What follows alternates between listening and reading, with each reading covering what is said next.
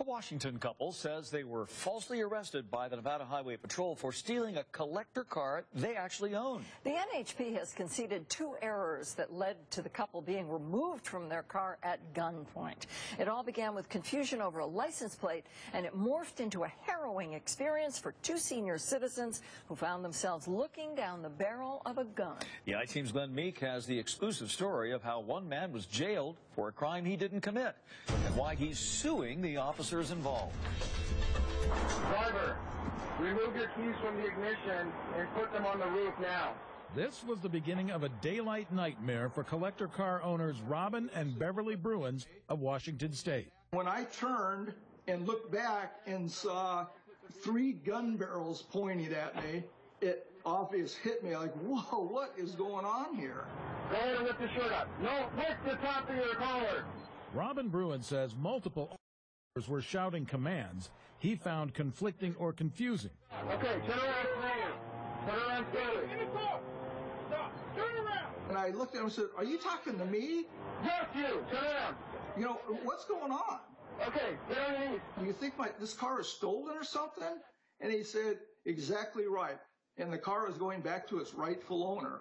Passenger, let me see your hands. We were treated like we were Bonnie and Clyde. Beverly Bruins was also removed from the car at gunpoint. She had a broken leg at the time. So I went to reach for my crutches in the back seat, and then they yelled at me. Put your hands up in the air. Leave it alone. Okay. A woman trooper takes Beverly into custody and checks her background. And asked me if I'd like to say goodbye to my husband. And I said, goodbye to my husband? Where's my husband going? And she said, well, he's going to jail. Rob, just relax. So I went over to see Rob, and he's in the back seat, no shirt on, hands behind his back, and tears are running down his face. We're okay. Robin is ultimately taken to the Clark County Detention Center, where he spends most of the night in a holding cell with 24 new acquaintances. I don't even think I've ever stood next to a police car, let alone been inside one. While Robin was in jail, Beverly took her crutches and luggage to a hotel, where she was ultimately able to sort things out. It turns out the car was stopped by the trooper because it had a historical license plate that did not show up in a computer check. Restored plates issued in the year a classic car was made are legal in Washington.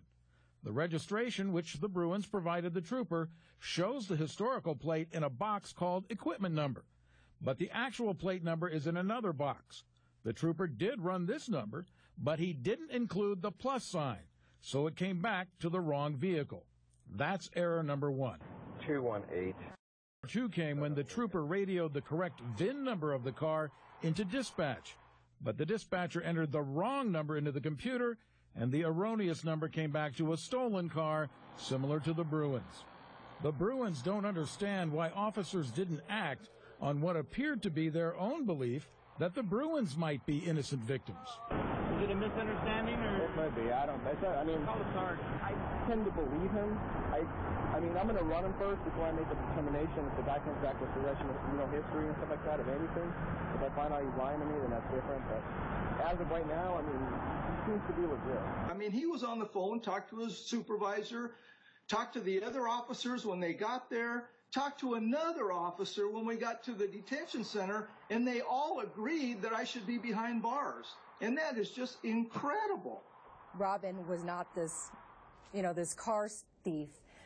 They knew that, and that's repeatedly on the video. You can hear them questioning themselves, yet they still chose to arrest him. And so the Bruins are suing the officers and the head of the NHP for civil rights violations. All they had to do was have one guy double-check what the dispatcher numbers were, and the whole situation wouldn't happen. They should have used a better character judgment. We live our lives so we don't get into situations like this. To be treated like both of us were, I mean, at gunpoint and handcuffed, and then, humiliated by making you take your shirt off and get on your knees on the side of the freeway. I mean, why should that have to happen to anybody? Glenn Meek, 8 News Now. We reached out to NHP for comment. A spokesman for the Department of Public Safety told us they don't comment on pending litigation. We have a copy of the letter NHP sent to the district attorney to dismiss the case against Mr. Bruins on our website, 8 News.